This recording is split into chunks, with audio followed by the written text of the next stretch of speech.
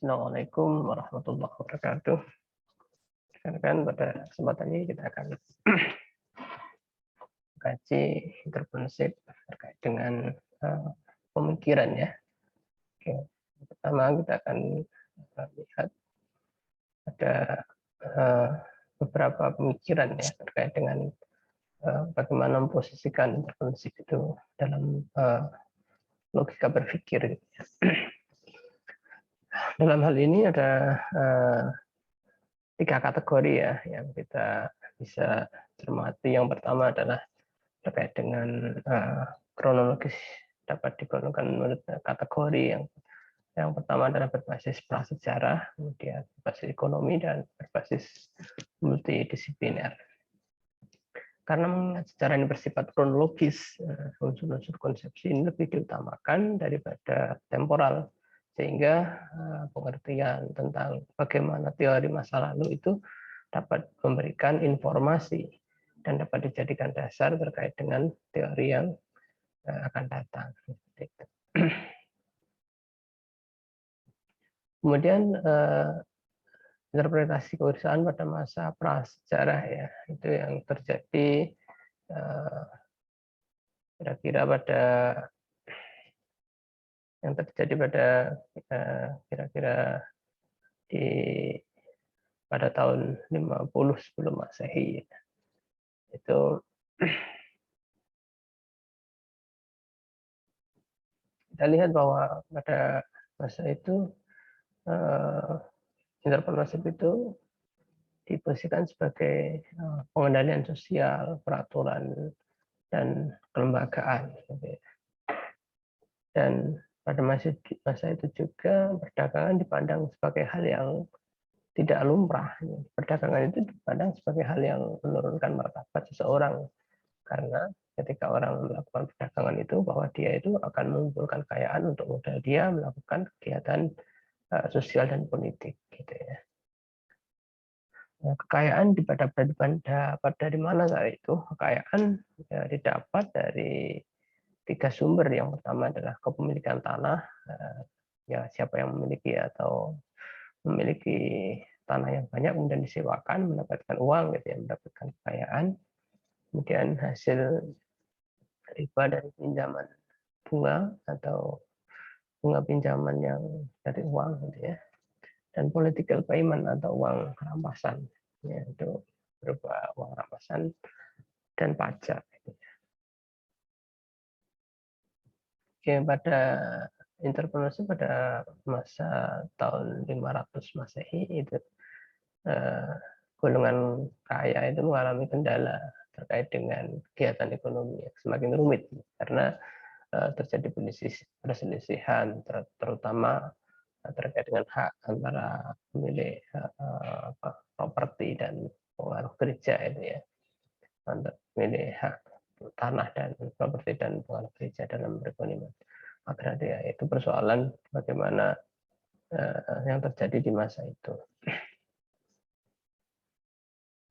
Kemudian pada masa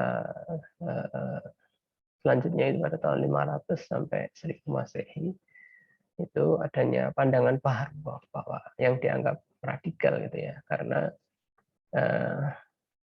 di Eropa saat itu kewirausahaan itu sosial, orang yang mempunyai kekayaan banyak atau kepemilikan properti yang banyak itu tidak menjamin keberhasilan gitu. Karena apa? Karena ada perubahan bahwa kekayaan itu dapat diperoleh dari aktivitas militer dan perang. Gitu. Ketika kita bisa melakukan ekspansi perang, gitu. Kemudian tidak bisa melakukan penguasaan terhadap properti yang dimiliki oleh lawan perang kita atau lawan perang saat itu. Gitu. Jadi para pengusaha itu yang hidup saat itu pun berpikir bahwa peluang yang untuk mendapatkan sumber kekayaan itu adalah melalui kegiatan perang dan bermusuhan. Jadi perang itu melakukan aktivitas bisnis dalam rangka memperoleh kekayaan. Mungkin agak aneh di sekarang gitu ya, tetapi itu memang terjadi pada saat itu. Baik, selanjutnya pada abad 1300 sampai 1500 ini hilangnya semangat eksploitasi kewirausahaan dan penemuan beberapa hal yang baru ya, terutama yang terjadi di beberapa tempat, terutama di Cina juga memposisikan bahwa perusahaan dengan cara yang berbeda. Pada saat itu kerajaan ketika mengalami kesulitan keuangan, ya, kemudian maka orang-orang yang memiliki properti itu diambil alih ya, propertinya atau kayanya oleh kerajaan, sehingga kedudukan sosial yang terhormat di saat itu tidak bisa dilakukan melalui kegiatan kewirausahaan. Gitu. Sehingga kelompok-kelompok orang kaya itu dan martabat itu diperoleh ketika itu mendapatkan penghargaan dari kerajaan, mendapatkan sebuah penghargaan ketika itu mungkin memberikan hartanya kepada raja dan seterusnya gitu ya, pada kepentingan kerajaan. Nah, perubahan ini menggambarkan bahwa kepemilikan properti dan status sosial menjadi kurang diminati saat itu karena tidak bisa lagi diandalkan. Gitu. Hingga untuk memupuk atau memperoleh kekayaan itu cenderung mengalami kemerosotan atau kemunduran, bahkan menghilang saat itu. Baik, selanjutnya bagaimana pada masa 1000 sampai 1500 di Eropa gitu ya. Saat itu kondisi keterangan dan pengaruh gereja mengurangi. Saat sebelumnya kan perang itu dijadikan sebagai alat ukur untuk atau sebagai media untuk memperoleh kekayaan gitu ya. Setelah itu dapat berkurang dengan pengaruh gereja dan kondisi masyarakat yang ada, sehingga perusahaan berubah menjadi pada bidang arsitektur, teknik, dan pertanian untuk menumpuk memperoleh kekayaan. Gitu. Bersama dengan hal tersebut, gereja juga melarang adanya riba untuk memperoleh kekayaan. Nah, ternyata pada saat tahun itu, tahun antara 1000 sampai 900 itu sudah ada pelarangan riba ya di ajaran Kristiani atau gereja saat itu. Sehingga kewirausahaan itu lebih diterima masyarakat sebagai aktivitas ekonomi gitu. Perubahan kewirausahaan menuju pada aktivitas perdagangan. Nah, ini mulai kepada bagaimana melakukan perdagangan. Jadi ada 3 kategori ya pedagang yang dianggap saat itu dianggap yang sukses atau memiliki bargaining yang tinggi itu 3. Yang pertama adalah importer dan eksportir. Ya. Pedagang yang ekspor dan mengimpor barang dagangannya. Kemudian yang kedua adalah pemilik toko atau pemilik perdagangannya atau pemilik fasilitas perdagangannya maksudnya. Dan yang ketiga adalah produsen yang membuat barang dagangannya. Nah, ketiga-tiga ini adalah yang terkait langsung dengan perdagangan. Sehingga pada masa ini banyak ahli agama juga yang menjadi pelaku ekonomi gitu ya. Nah, sehingga akan hal tersebut menjauhkan adanya monopoli, kemudian gade yang bermasalah, menjauhkan dari riba, dan termasuk melindungi masyarakat dari sifat eksploitasi.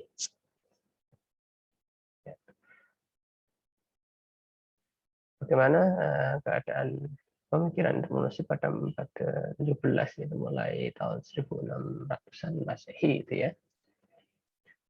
Aktivitas kewirausahaan itu berkembang dengan begitu pesatnya, dan diiringi dengan pengetahuan dan pengalaman dalam mengatasi ketidakefektifan atau ketidakefisienan dalam memberikan solusi dan yang dapat memberikan solusi terbaru, yaitu dalam menciptakan barang atau jasa gitu ya. Nah, aktivitas perdagangan sebagai kewirausahaan telah lama dan ada ya di wilayah Timur Tengah dan Timur Jauh, sehingga orang Barat menggunakan pengetahuan dan pengalaman untuk mencari peluang, sementara di wilayah Timur Tengah dan Timur Jauh itu sudah berkembang perdagangan yang cukup besar. perdagangan yang berkembang luas di wilayah Arab itu sebagai pengaruh sebenarnya dan sebagai pengaruh ekspansi atau pengaruh kerajaan-kerajaan Islam yang melakukan ekspansi di beberapa wilayah di Timur Tengah.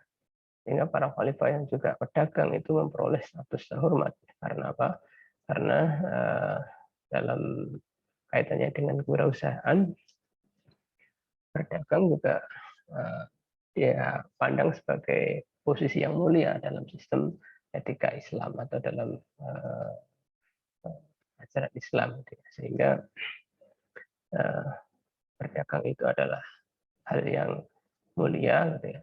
Sebagai sarana, ini yang terpenting adalah berdagang itu sebagai sarana untuk melakukan kegiatan yang sifatnya internasional atau menjadi alat untuk melakukan menjelajahi dunia, untuk menambah mempererat persaudaraan, dan yang terpenting bagi orang Islam saja adalah untuk berdakwah, gitu ya, yang tidak kalah pentingnya.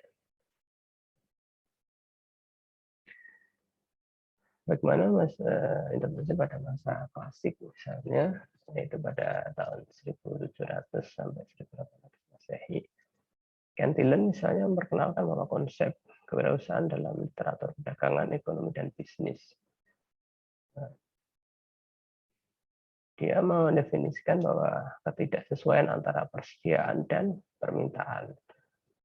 Artinya permintaan itu lebih tinggi daripada atau lebih dominan daripada persediaan atau sebaliknya gitu ya. Jadi melegalkan untuk membeli barang dengan harga murah dan menjual dengan harga yang tidak pasti, serta mengalokasikan barang pada sistem pasar yang ada gitu ya. Jadi pergerakan ekonomi klasik ini mengikuti pemikiran Cantillon gitu. Adanya penawaran, permintaan, dan equilibrium gitu ya, equilibrium. Pada pelaku ekonomi usaha yang melakukan penjualan aktiva itu dinilai tinggi dan pembeli itu dinilai rendah. Jadi seorang penjual itu dianggap yang mempunyai bargaining tinggi, sementara penjual itu diposisikan sebagai objek yang mempunyai bargaining yang rendah.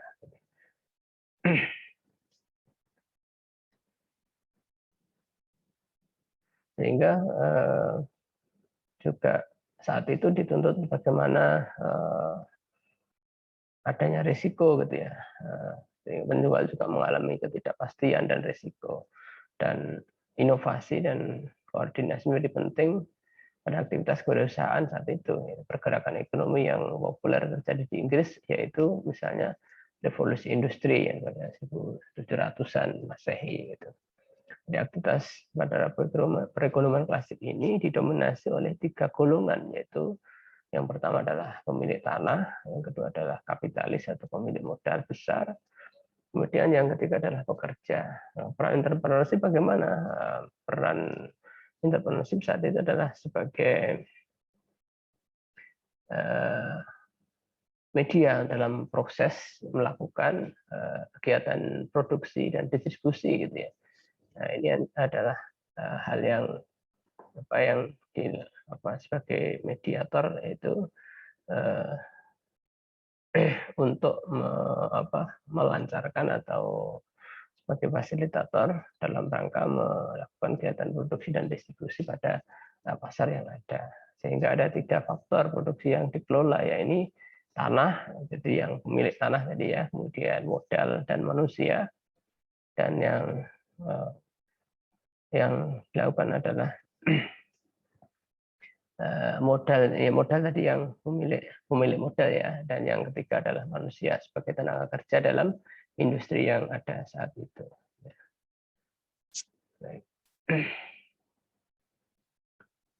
Pemikiran dan prinsip-prinsip pada periode klasik. Nah, pemikiran pada periode klasik ini terbagi menjadi 4 hal. Yang pertama, bagaimana industri dapat digolongkan menurut tenaga kerja, produksi, dan aktivitas kewirausahaan.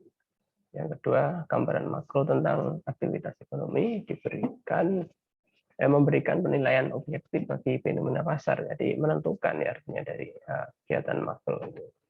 Perbandingan spesialisasi produksi di tingkat nasional yang menunjukkan adanya peluang arbitrage atau arbitrase itu bargaining dalam rangka perdagangan gitu ya. Keuntungan berupa kekayaan atas kepemilikan sumber daya terus berkembang.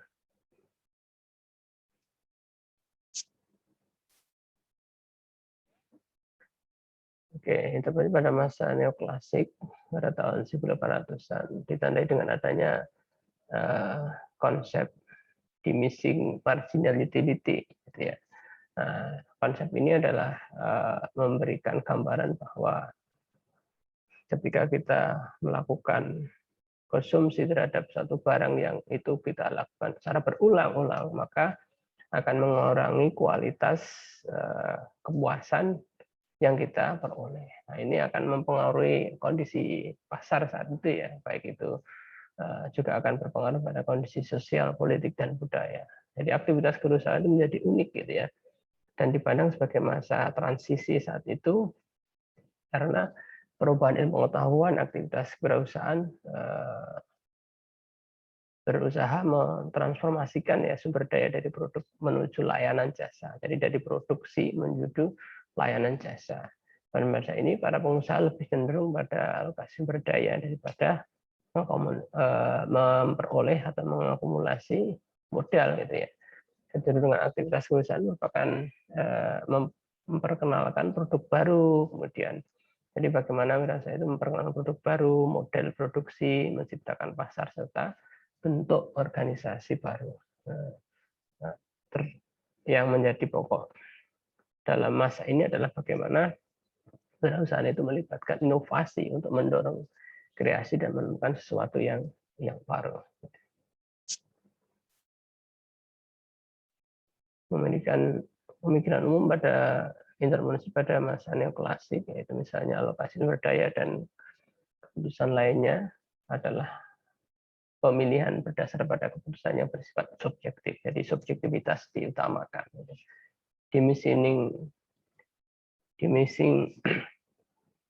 Diminishing marginal utility yang tadi kita sampaikan dapat mengarahkan para pengusaha untuk mengambil keputusan setelah produknya tidak maksimal dibeli, maka para pengusaha harus mengalihkan atau membuat inovasi baru dan seterusnya.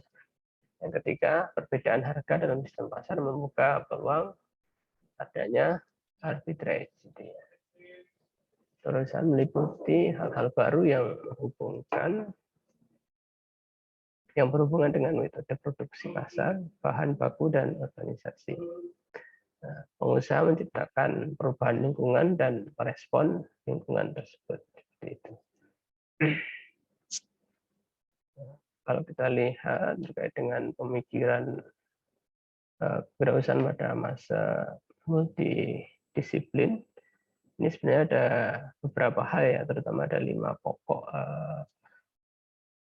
pada faktor yang mempengaruhi, ya. Faktor lingkungan dan manusia, kemudian faktor manusia itu mencakup berarti psikologi, keinginan untuk berprestasi, menerima tanggung jawab, dan seterusnya secara kompleks ya, termasuk bagaimana menerima atau menerima dan mengendalikan risiko terkait dengan perbedaan antara individu yang ada. Yang ketiga, faktor-faktor permasalahan mempengaruhi aktivitas kewirausahaan saat itu juga. Faktor teknologi baru, tingkat modernisasi, ekologi, dan populasi organisasi. Yang kelima, faktor lingkungan seperti peraturan dan kebijakan pemerintah, kebijakan publik, dan hukum yang berkembang atau yang dianut saat ini. Termasuk sampai saat sekarang itu ya. Bagaimana konsep kewirausahaan berkembang pada masa multidisiplin ini sebenarnya terbagi menjadi 3 hal. Yang pertama, 3 bidang ya. Yang pertama adalah di bidang akademik, kemudian di bidang keuangan, dan di bidang praktek. Kalau di bidang akademik dikembangkan melalui pengajaran dan pendidikan melalui melalui studi kasus ya, dan pembelajaran jarak jauh misalnya contoh dengan adanya masyarakat dengan keterlibatannya terkait dengan inkubator dan seterusnya. Ya. Bidang keuangan dikembangkan melalui kegiatan peminjaman modal, kerjasama dengan bank, dan kegiatan investasi. Nah, di bidang praktek dikembangkan melalui kegiatan jaringan pemasaran, praktek usaha melalui pemanfaatan teknologi tinggi yang sampai saat ini berkembang gitu ya, dan termasuk waralaba yang juga saat ini berkembang cukup pesat. Demikian yang bisa kita sampaikan terkait dengan materi pemikiran. Untuk selanjutnya kita akhiri. Assalamualaikum warahmatullahi wabarakatuh.